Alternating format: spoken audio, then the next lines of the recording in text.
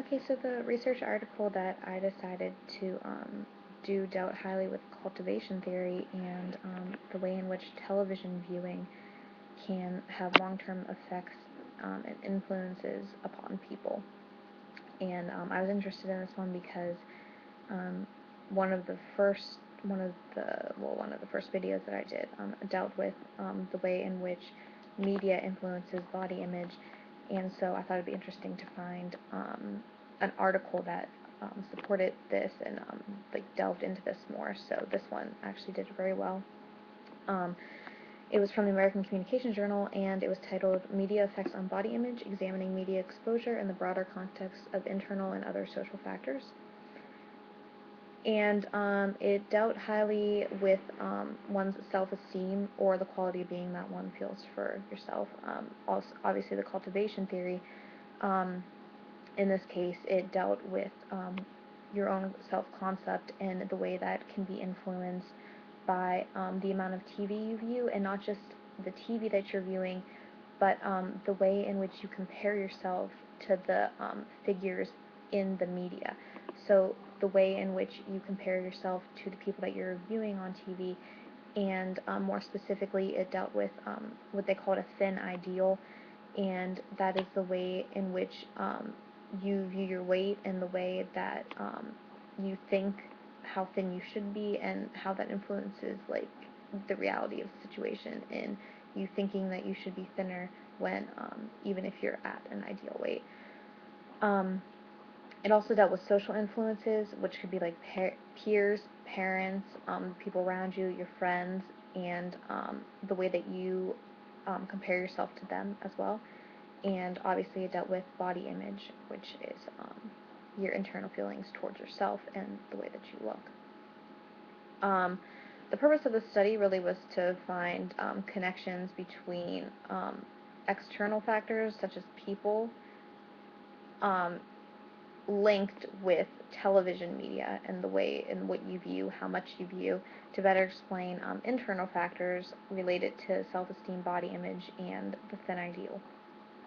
And the hypothesis that these researchers had was that media usage decreases your self-esteem, specifically TV. They were talking about TV in this, television, and social comparisons within television. And their hypothesis with this was that it decreases self-esteem and increases the social comparisons that you make about yourself. They had two research questions that they used, and one of them was how are exposures to TV and other social comparisons related to the image that one has about how thin they are or should be. So it was pretty much how exposure to TV is linked to the thin ideal. And then the second one is how's exposure to TV and other media or social comparisons related to the amount of disliking that one has for one's body image. So, um, in other words, how is um, the amount of TV you watch, what you watch, and the way that you compare yourselves to these people on TV, how is that related to this dissatisfaction that you feel regarding your body image? Okay, and for this study, the method that they used, I thought was pretty interesting. It was students, adult students, and so like college students, and they had one group, so like one class.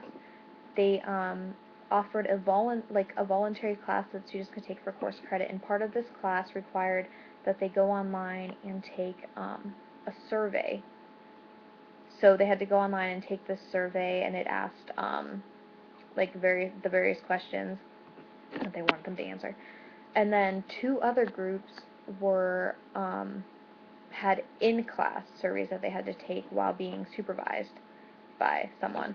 So they were like handwritten, and they compared the answers that these students had from like the online ones and the in-class ones, and they compared and contrasted them.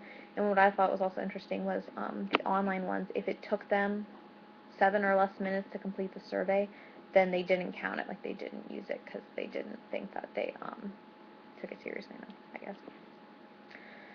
So I thought that was interesting. And the population was obviously an adult student population, And the questions that they were asked were related to the amount of time that they spend watching TV, um, that they spend using that media outlet. They were also obviously asked questions regarding how they view themselves, their body image, their self-esteem, the thin image, to try and figure, like, to get these questions in to compare and contrast. And they were also asked questions on how they compare themselves to others, whether it be peers, parents, people around them, and especially how they compare themselves to media, the people on the media or people on TV, so that they could find out how that affects them. So going into the results, both hypotheses were actually mostly supported. There were a few parts of both that weren't, but for the most part, they both were supported. It was found that self-esteem and the internal ideal of thinness, so their thin ideal, were negatively associated, which they had predicted would be positively associated, but it actually was not. They found that peer attitudes and comparisons were positively associated with the thin ideal. So, the way that, like, your peers, that you compare yourself to your peers, and the way you associate yourself with people around you, positively is associated with how you view yourself weight-wise. And then it says the comparisons to media figures were also highly positively associated with thin ideal. Um, so even more so than your peers, what you're viewing on TV, the people that you're watching, that influences how you think about your weight highly. But it did find that television viewing was not associated. So the amount of time that you spend viewing television, through this survey, they found wasn't associated with that. Also, for the second research question, they found that self-esteem was found to have a positive association with body dissatisfaction. So, the way that you, like, the amount of self-esteem you have, the amount of self-worth, obviously influences how you view your body and if you're satisfied or not with that. And interpersonal variables were also found to have a positive association with body dissatisfaction. So, that's also kind of goes along with the people around you, your interactions with peers and stuff, and that is also associated with whether or not you feel satisfied with yourself, body image wise. And then media variables weren't found to be significant, which is interesting. But the peer comparisons that you have to the people on the media were, along with, like, your self-esteem, were found to have a positive association with body dissatisfaction. So while most media variables weren't found to be significant, like the amount of time you spend watching, stuff like that, the the way that you compare yourself to people was found to be very significant. So why are these results important? They're important because they show us how media viewing, especially TV, really can shape the way that we view ourselves and we view our appearance, and it could have negative, very negative effects. Sometimes it could be positive, but most of the time, obviously, it would be negative effects on our self-esteem and our self-worth, and it can really lower our self-esteem and cause distaste for ourselves internally. And it's the same thing for the thin ideal. The more we view these people and the more we view how society wants us to look, the thinner that we want to be, the more that we aren't satisfied with our weight.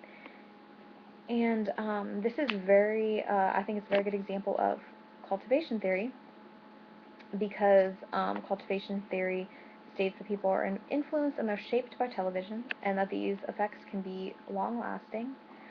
And this really shows that television can shape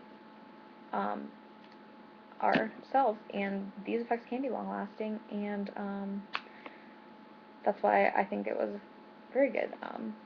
example of it, and it was interesting to me because it went along with my earlier video, and it like furthered that, and it gave me something to like tangible that was real that I could read. It was interesting. And the a limitation that really one of the limitations that I found to be most evident in this research was just that it only surveyed like adult students, like college students, so it really doesn't give the full spectrum of people, and so although it is I think good research, it doesn't necessarily represent um, like the whole population of people. So it's just one specific group. But I still think it's a very, very good example of cultivation theory, and really I thought it was pretty interesting.